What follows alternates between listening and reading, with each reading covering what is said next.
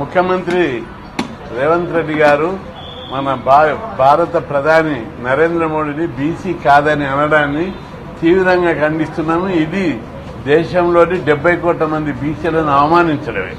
ఆయన బీసీ కాదని చెప్పడానికి ఈయన ఎవడ తహసీల్దారా లేకపోతే రెవెన్యూ ఇన్స్పెక్టరా? ఏ విధంగా చెప్తాడు? ఆయన బీసీ అని దేశంలోని 70 కోట్ల మంది బీసీలు గర్వపడుతుంటారు. పైగా ఒక పక్క వృత్తి కులం అది, గాంధ వృత్తి, నూనె దిశ కులం నుంచి వచ్చిండు.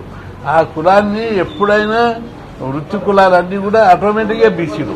బీసీ అనేది ఎప్పుడు పుట్టింది? 75, 72లో పుట్టింది. అయితే అప్పుడు ఎంబడే 1-2 ఏళ్లలోనే అన్ని కులాలు, ఇప్పుడు కూడా కొన్ని కులాలు కలుపుతున్నారు. ఆయన కులాన్ని కూడా అట్లే కలిపితే దాన్ని కాదని చెప్పడానికి రేవంత్ రెడ్డి రెవెన్యూ ఇన్స్పెక్టరా, ఎంఆర్ఓనా? ఎందుకు అట్లా మాట్లాడుతున్నాడో, పిచ్చెక్కి మాట్లాడుతున్నాడు అని చెప్పి ఈ వ్యాఖ్యలు ఉపసంహరించుకోవాలి, లేకపోతే తీవ్రంగా ఉంటాయని చెప్పి ఇది బీసీలను అవమానం చేయడము, బీసీ ప్రధానమంత్రి అయితే ఓర్వలేనితనమని చెప్పి ఈ సందర్భంగా హెచ్చరిస్తున్నాం.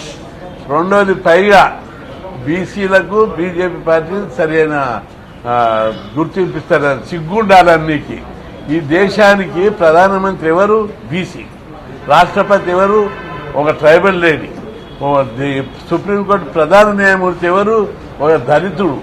ఈ విధంగా ఉన్న హైయెస్ట్ దేశంలో పరిపాలించే న్యాయ వ్యవస్థలు కానీ, ఎగ్జిక్యూటివ్ వ్యవస్థలు కానీ, శాసన వ్యవస్థలు కానీ అన్ని పదవులు బలహీన వర్గాలకు ఇస్తూ బీజేపీ పార్టీ అప్పచెప్తే సిగ్గు ఎగ్గు లేకుండా ఒక్కరు కూడా ఇన్ని 76 ఏళ్లలో ఏ పార్టీ అయినా బీసీని ప్రధానమంత్రి చేశారా?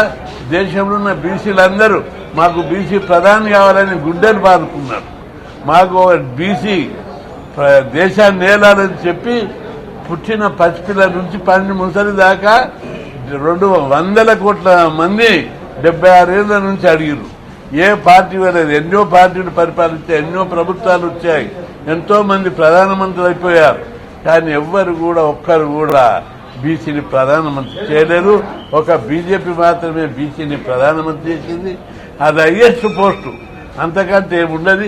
ఈ దేశాన్నే బీసీలకు అప్పచెప్పారు బీజేపీ వాళ్ళు.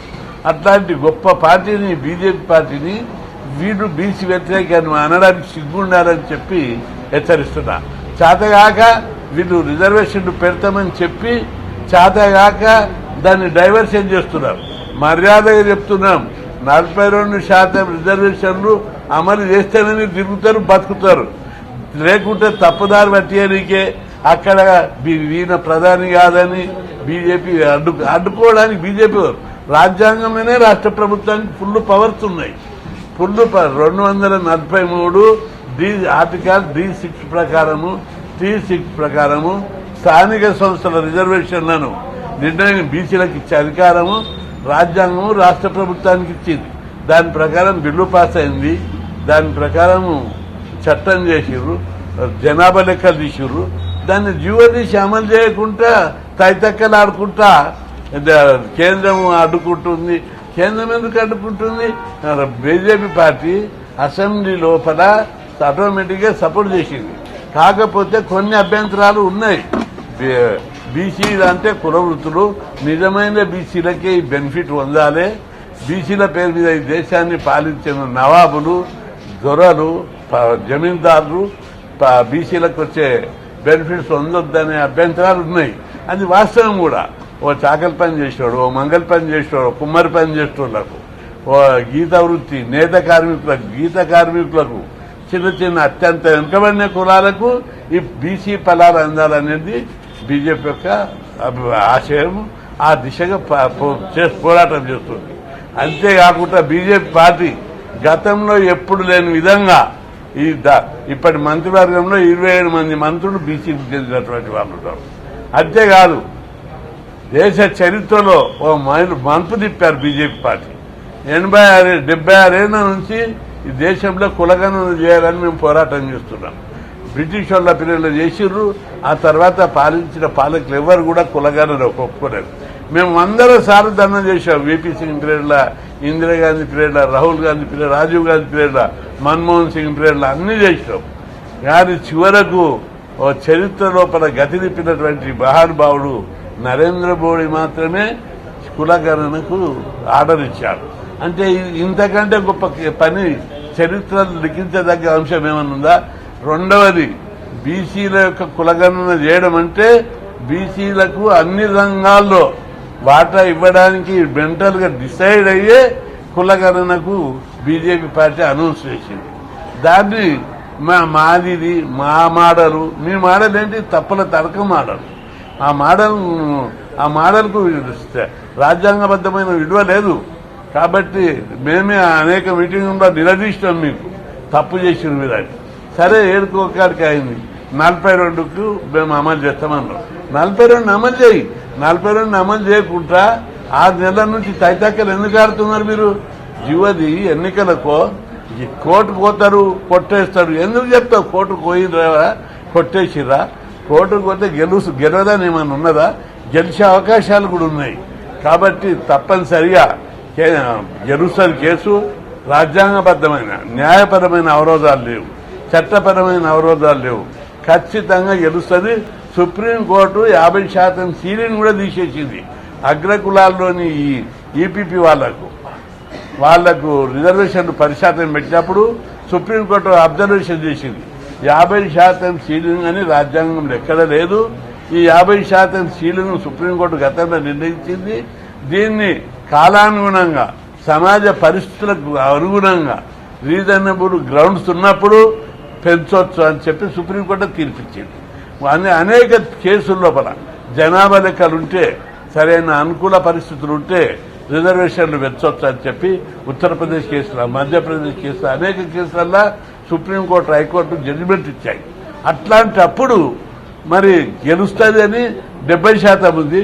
ఓడిపోతుందనే 10-20% పట్టుకొని ఈ కేసు గెలుస్తుందో లేదనుకుంటా మీకు ఇష్టం లేక ఆ పార్టీ మైండ్ తోటి మీరు ఈ విధంగా ఎందుకు చేస్తున్నారు? మీరు ఎన్నికలే ప్రకటించకపోతే, ఎన్నికలు ప్రకటించలేదు, రిజర్వేషన్ క్యాండిడేట్ నియోజకవర్గాన్ని డిక్లేర్ చేయలేదు. అప్పుడే దాని మీద కేంద్రం మీద రాళ్ళు జల్లుడు, బురద జల్లుడు ఎందుకంటే నువ్వు అనౌన్స్ చేయి. ఇక్కడ నన్ను ఆగితే అప్పుడు దానికి ఏ విధమైన ఆర్డర్స్ ఉన్నాయి, ఎందుకు, దీన్ని ఎట్లా అధిగమించాలి? 9వ షెడ్యూల్లో పెట్టారు. 9వ షెడ్యూల్లో పెట్టే కూడా అనేక కేసులు సుప్రీంకోర్టులో పెండింగ్లు ఉన్నాయి. ఒకే ఒక తమిళనాడు కేసు, తమిళనాడు ఇష్యూ తప్ప అన్ని కూడా పక్కకు పడేశారు.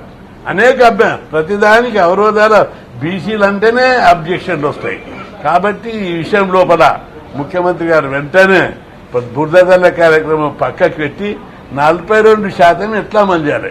నువ్వు 42% అమలు చేయడానికి ఏం తీసుకున్నావు చర్యలు? అఖిలపక్షాన్ని పెట్టి మీటింగ్ పెట్టావా? లేకపోతే ఏదన్నా ఉద్యమ కార్యాచరణ ప్రకటించారా? లేదా అఖిలపక్షాన్ని తీసుకొని ప్రధానమంత్రిని గెలవడానికి ప్రయత్నించారా? మీరు అపాయింట్మెంట్ అడిగారా? మేము అడిగాము, అపాయింట్మెంట్ అడిగారా అంటే లేదని చెప్పారు. కాబట్టి అపాయింట్మెంట్ అడుగు, ఆల్ పార్టీని తీసుకో, మా వాళ్ళందరినీ తీసుకో, మాకున్న అభ్యంతరాలను పరిగణలోకి తీసుకో. ముస్లిం విషయం లోపల సుప్రీంకోర్టు కేసు ఉంది, నేను ఫైల్ చేసిన, దాన్ని కూడా రిజల్ట్ తొందర లోపల వస్తుంది. ఈ అన్ని విషయాలను పరిగణలోకి తీసుకొని ముందుకోవాల్సినటువంటి ప్రభుత్వము, అదేవిధంగా కేంద్ర ప్రభుత్వం రాజ్యాంగబద్ధమైన బీసీ కమిషన్కు రాజ్యాంగ భద్రత ఇచ్చింది. అదేవిధంగా అనేక విషయాల లోపల బీసీలకు అనుకూలంగా విశ్వకర్మ, ప్రధానమంత్రి విశ్వకర్మ యోజన కింద 180 కోట్లతోటి పెద్ద స్కీమ్ అనౌన్స్ చేశారు. స్వయం ఉపాధి పథకాలు, కులవృత్తులకు చేతనిచ్చే పథకాలు ప్రారంభం చేశారు. ముఖ్యమంత్రికి నేను సవాల్ చేస్తున్నా, నువ్వు బయట బుద్ధదారి మొదలు బీసీలకు నువ్వేం చేస్తున్నావని అడుగుతున్నా, దాన్ని సరి చేసుకో. మంత్రివర్గం లోకల్ బాడీలను 42 అన్నావు కదా, మంత్రివర్గం డెత్ ఇచ్చినావు, 20% ఇచ్చినావు, 42% నీ చేతుంటే కదా.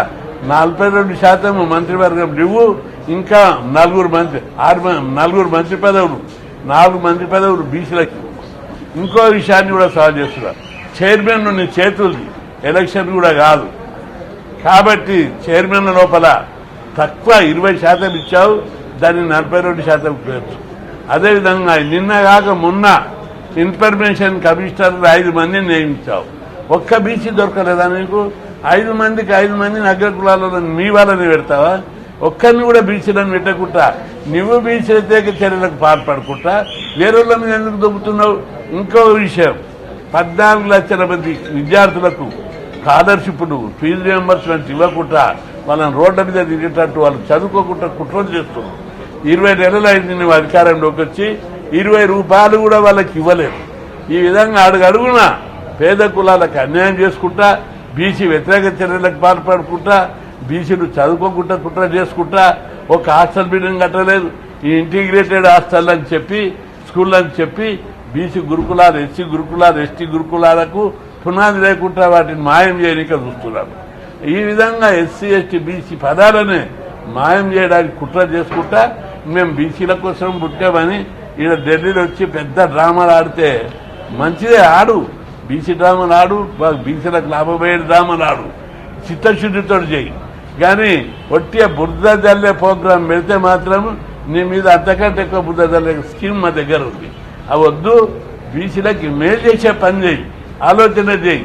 బురద జల్లుడు కాదు, 42% అమలు చేయడానికి ఎట్లా చేయాలి, ఏ విధంగా ఎవరిని బతికిలాడుకోవాలి, ఎవరికి రిక్వెస్ట్ చేసుకోవాలి, ఎలాంటి చర్యలు తీసుకోవాలి అనేది 10 మందితో ఆలోచన చేసి సక్సెస్ కానిక చూడు గారి రాజకీయంగా లబ్ధి పొందడానికి వేరేల మీద బురద తల్లి సమస్య నుండి తప్పించుకోవడానికి కుట్ర చేస్తే మాత్రం బాగుండదు. 42% అమలు చేయకుండా దాన్ని బీజేపీ మీద బురద చల్లడానికే ఈ విధంగా కుట్ర చేస్తున్నారు. అందుకే ఈ వైఖరి మార్చుకో. 42% చిత్తశుద్ధితో అమలు చేస్తే అందరూ మద్దతు ఇవ్వడానికి ఇస్తున్నారు. కిషన్ రెడ్డి గారు కేంద్ర మంత్రి ఎప్పుడో చెప్పాడు, మేము బీసీ రిజర్వేషన్లకు మద్దతు ఇస్తున్నాను. మద్దతు ఇవ్వడం కాదు, గతంలో కిషన్ రెడ్డి గారు ఫీజు రియంబర్స్మెంట్ స్కీమ్ను పెట్టేటప్పుడు నేను 5 రోజులు నిరాహార దీక్ష కూర్చుంటే నా సరిగా కిషన్ రెడ్డి గారు కూడా 5 రోజులు కూర్చున్నాడు హాస్పిటల్లో. ఆయన నన్ను హాస్పిటల్లో ఆయన. అదేవిధంగా అనేక ఇష్యూల లోపల బీసీల కోసం తెగించి పోరాడినటువంటి చరిత్ర కిషన్ రెడ్డి ఉంది. ఆయననే స్వయంగా చెప్పారు, మేము బీసీ రిజర్వేషన్లకు మద్దతు ఇస్తాం, కాకపోతే అనర్హులకు, అర్హత లేని వాళ్ళని ఇందులో నుంచి తొలగించాలన్నారు. అది మేము సుప్రీంకోర్టులో కేసు వేసినాం. అది ఎట్లయినా అర్హత లేని వాళ్ళని అందరినీ చేస్తాం. కానీ చిత్తశుద్ధితోటి 42% రిజర్వేషన్లు అమలు చేయకపోతే రేవంత్ రెడ్డి, ఆయన మంత్రివర్గంలో ఉన్నటువంటి బీసీలు, పార్టీలో ఉన్న బీసీలందరూ కూడా పట్టుబట్టి మార్గాలు వెంకండి, ఏ విధంగా అమలు చేద్దాం, ఎట్లా సక్సెస్ అవుతుంది. సక్సెస్ కావడానికి తమిళనాడు ఎట్లా పద్ధతి అవలంబించింది, మీరు కూడా అదే పద్ధతి అవలంబించింది. అందరి మద్దతు కూడగట్టుకోండి. అందరినీ విమర్శించడం కాదు, మద్దతు కూడగట్టండి. ఇప్పుడున్న హాస్టళ్లు, గురుకులాలు, అన్ని స్కీమ్లకు ఒకప్పుడు నేను ఒక్కరిని కొట్లాడినా. ఆ రోజు కొట్లాడినప్పుడు అందరూ అగ్రకులాలు, రెడ్డిలు, బ్రాహ్మణులే మద్దతు ఇచ్చారు. ఇప్పుడు కూడా అన్ని వర్గాల మద్దతు, రెడ్లది, బ్రాహ్మణులది, బీసీలకు అన్యాయం జరిగింది. కనీసం మన ముఖ్యమంత్రులైన, ప్రధానమంత్రులైన అన్యాయం 86 ఏళ్ళు మొత్తం రాజ్యాలే మనం వెళ్ళినాం. ఎమ్మెల్యేలు, ఎంపీలు అన్ని మనమైనాం. ఒక్కసారి వాళ్ళకు సర్పంచులకు, వార్డు మెంబర్లకు అవకాశం కల్పిస్తామని అందరినీ కూడగట్టుకుంటే ఏ కోర్టు కేసు ఉంటుంది, ఏ శక్తి భూమి మీద ఆపేటోళ్ళు లేరు. అది ప్రయత్నం చేయకుండా మేము జైలుకి పోతుంటే వీళ్ళు ఎందుకు అడ్డుకుంటారు? ఏమన్నా అడ్డుకున్నకేమి చిన్న బేబా, లేకపోతే ఏమన్నా జంతువా ఏంటి? అది జీవో, అది ప్రభుత్వం ఏది చేస్తే అదే చెల్లుబాటు అవుతుంది. నువ్వు చేసే కార్యక్రమాలను బట్టి ముందుకు పోతుంది. కాబట్టి బురద జల్లే ప్రోగ్రాం పక్కకు పెట్టి 42% రిజర్వేషన్లు అమలు చేయడానికి మార్గాలు ఎంచి సక్సెస్ చేయాలని ముఖ్యమంత్రి గారికి నేను విజ్ఞప్తి